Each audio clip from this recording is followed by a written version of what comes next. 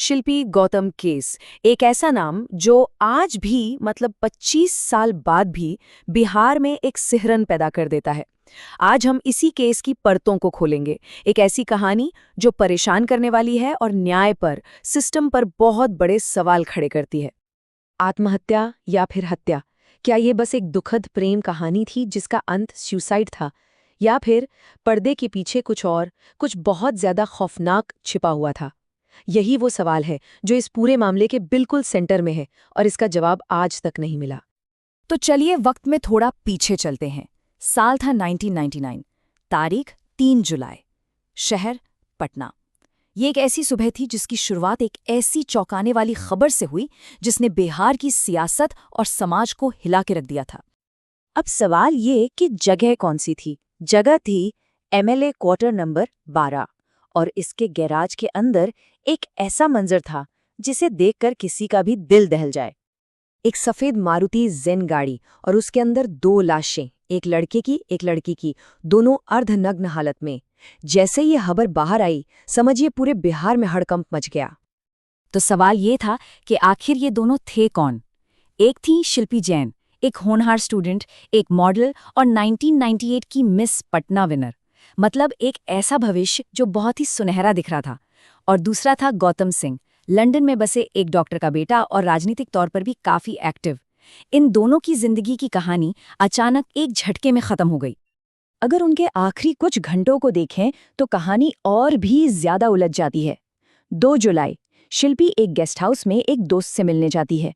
गौतम को पता चलता है, वो भी वहीं पहुंच जाता है, और फिर दोनों गायब हो जाते हैं। बस ऐसे ही गायब, और अगली सुबह उनकी लाशें मिलती हैं। तो सवाल ये है कि उस रात आखिर हुआ क्या था?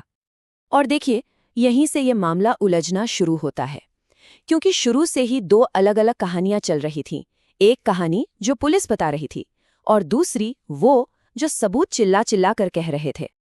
पुलिस का दावा था कि ये एक सुसाइड पैक्ट है, लेकिन फोरेंसिक सबूत वो तो कुछ और ही कहानी बयां कर रहे थे।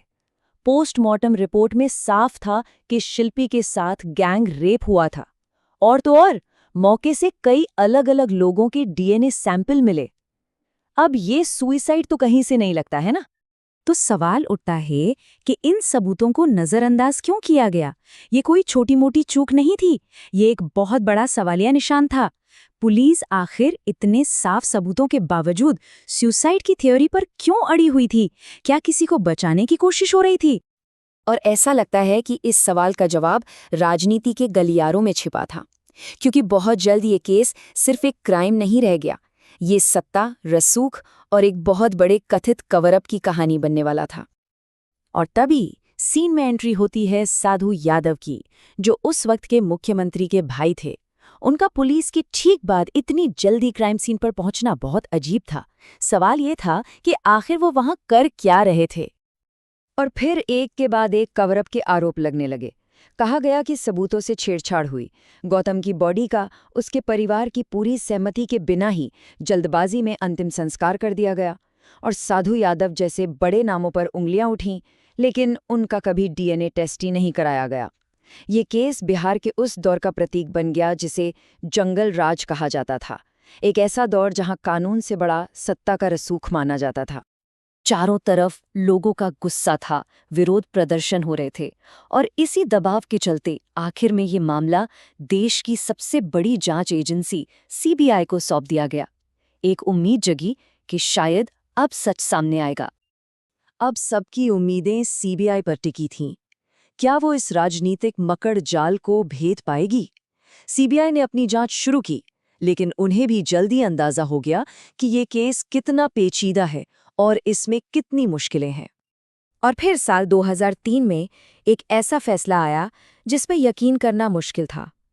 सालों की जांच के बाद सीबीआई भी उसी नतीजे पर पहुंची जिस पर बिहार पुलिस पहले दिन से थी, डबल सुसाइड, और केस बंद कर दिया गया। कहानी खत्म। 25 साल, ये सुनने में भी एक बहुत लंबा अरसा लगता है, लेकिन शिल्पी और गौतम के परिवार वालों के लिए ये दर्द आज भी उतना ही ताज़ा है। उनके लिए वक्त शायद वहीं ठहर गया है। बस एक बार सोच कर देखिए, 25 से भी ज्यादा साल तक हर दिन इस एक सवाल के साथ जीना कि आखिर उनके बच्चे के साथ क्या हुआ था, और जवाब में सिर्फ खामोशी मिलना। यही शिल्पी और गौतम के परिवारों की सच्चाई है। और ये मत सोचिए कि ये मामला इतिहास बन चुका है। नहीं, आज भी बिहार की राजनीति में इसे एक दूसरे पर कीचड़ उछालने के लिए इस्तेमाल किया जाता है। ये हमें याद दिलाता है कि कुछ चीजें कभी भी पूरी तरह से दफन नहीं होती। शायद इस पूरे दर्द को शिल्पी के पिता उज्ज्वल जैन के शब्दों से बेहतर कोई बयां नहीं कर सकता। हम आज भी न्याय का इंतजार कर रहे हैं। इन चंद शब्दों में 25 साल का इंतजार और तकलीफ छिपी है। तो आखिर में शिल्पी और गौतम की कहानी सिर्फ दो लोगों की मौत की कहानी नहीं है। ये एक प्रतीक है इस बात का कि जब अपराध, राजनीति और सिस्टम आपस में मिल जाते हैं तो न्याय का क्या हश्र होता है। ये एक चेतावनी है कि कैसे सत्ता के रसूख के आगे सच की आवाज दबा दी जाती है। तो हम आज भी उसी एक सवाल के साथ खड़े हैं जो 25 सालों से पूछा जा रहा है। क्या शिल्पी और गौतम को कभी इंसाफ मिलेगा, या फिर उनकी कहानी भी सत्ता के गलियारों में दबी एक अनसुलझी पहेली बनकर रह जाएगी हमेशा के लिए।